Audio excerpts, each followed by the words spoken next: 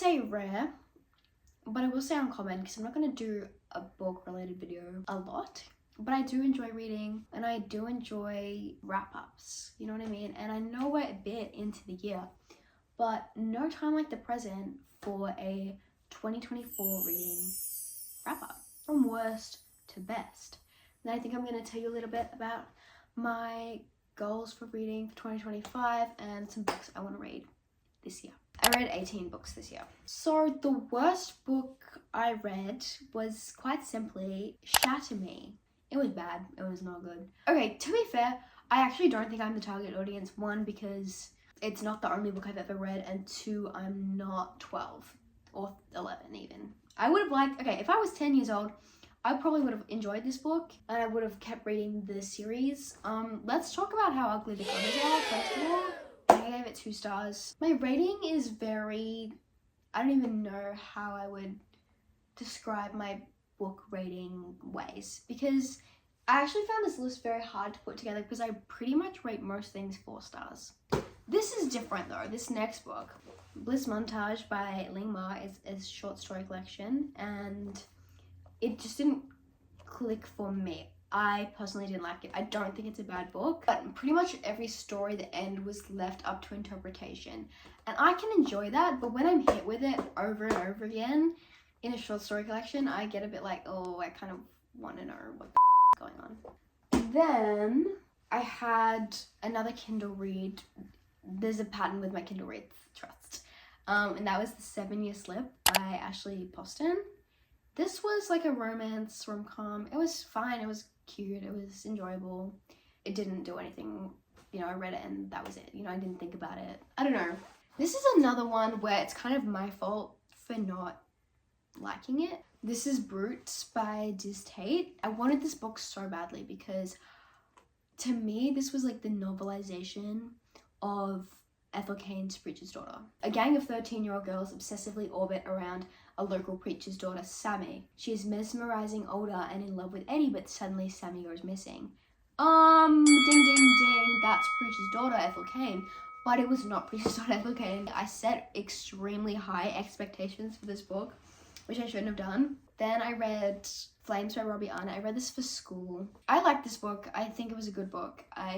It's not something I probably would have picked to read myself, but I still enjoyed it. I think I gave it 3.5 maybe. Next, I have Second Place by Rachel Cusk. This was beautifully written, but I have heard people say that this is not their favorite Rachel Cusk book. I'm not gonna not do other Rachel Cusk books because of this book. It wasn't bad.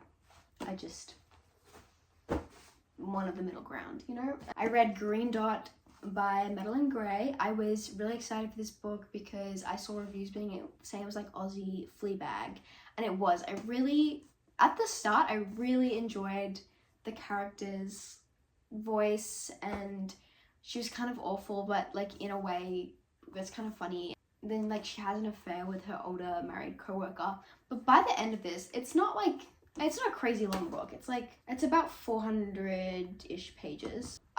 This needed to be shorter than 400 pages. I was ready to leave this book. I read it really quick, but I was ready to leave. At the start, when I thought she was kind of funny, it just got to me being like, go, get the up and leave this man. Oh, it was just annoying me. Next, I had another Kindle read, The Do-Over by Lynn Painter. Look, this was kind of really good. I read this really fast. I ate it up. That was pretty good. I'm not going to say all my ratings because I'm pretty sure they're all 4 stars at this point. Next, I had another short story collection, which was Sarah Land by Sam Cohen. I bought very quickly after seeing a review that was talking about all the Buffy references in it, and I'm obsessed with Buffy the Vampire Slayer, so I needed it. Like, I had to consume. It's good. Like, this is a good book. The stories are pretty gritty, dirty, queer. It's great. Norwegian Wood by Haruki Murakami. It's not my favorite thing I've ever read, but I did enjoy it. And whilst, yeah, like, he writes women, I think that's probably like the down for me. The writing of women is just not really it. It's a bit Manic Pixie Dream Girl, but you get my gist. It's still, It's a Norwegian word. Like, people like this book for a reason. Picture of Dorian Gray.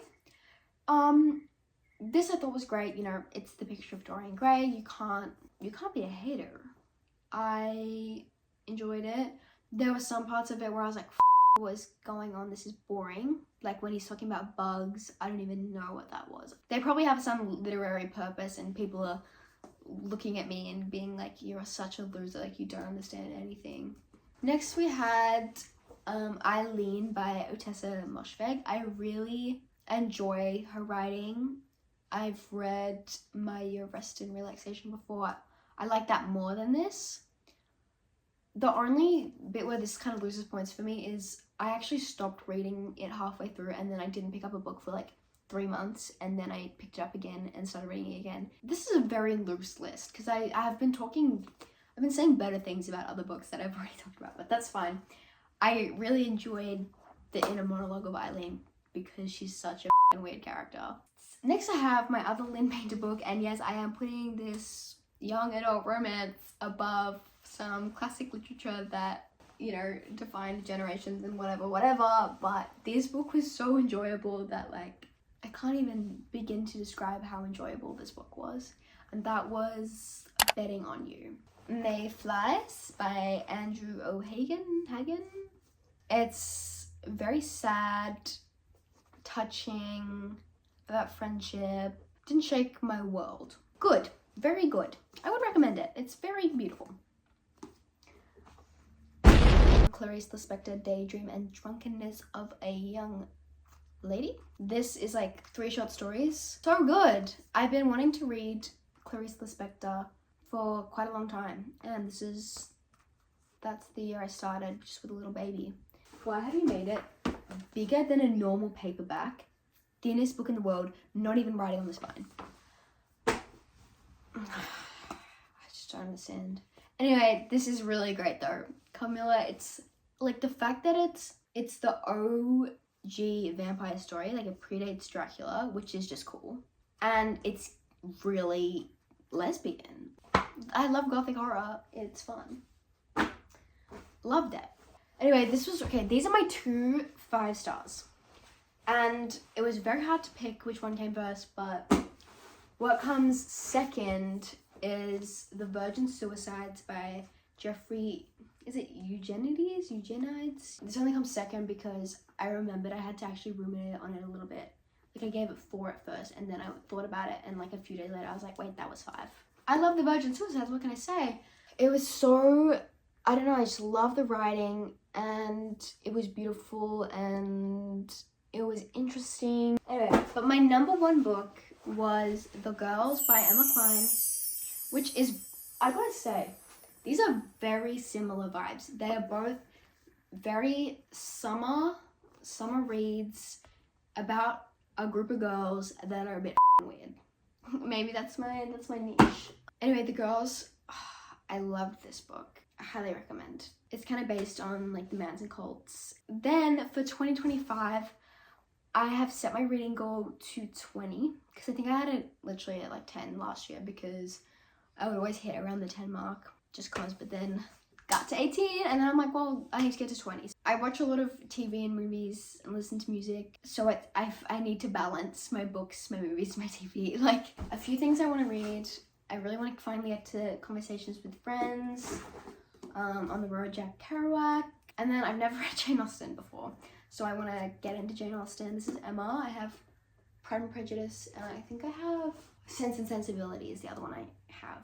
I have 3 Jane Austen books. I've never read them. I also want to finally get to the bell jar. I've got memoirs, so Just Kids, Patti Smith, Crying Age Mart, still haven't read that. But yeah, that's just a few of the books I want to read and what I read in 2024. And will there be more book videos? Maybe one day. Maybe one day. But yeah, thanks for watching. Bye.